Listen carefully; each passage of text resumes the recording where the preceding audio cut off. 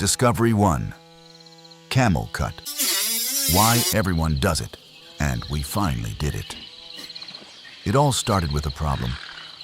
Big tires, but not enough space.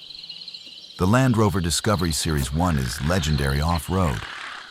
But when you push it further, the rear arches become your enemy. And that's where the famous Camel Cut comes in. Back in the days of the Camel Trophy, the toughest off-road adventure in the world, these vehicles were pushed beyond limits. Jungles, mud, rivers, no roads. To survive, the trucks had to be modified.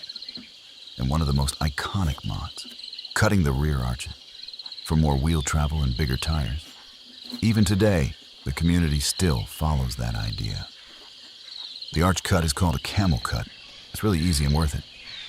Simple, raw, functional. No plastic, no compromise.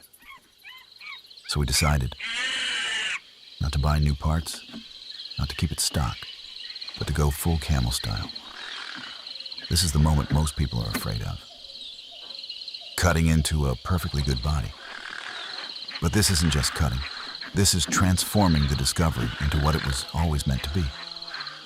After the cut. More clearance, more articulation, more capability, and honestly, it just looks right. The Land Rover Discovery trucks were never about being perfect. They were about going anywhere.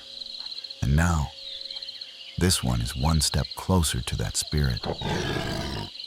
This isn't just a cut. This is part of Land Rover history.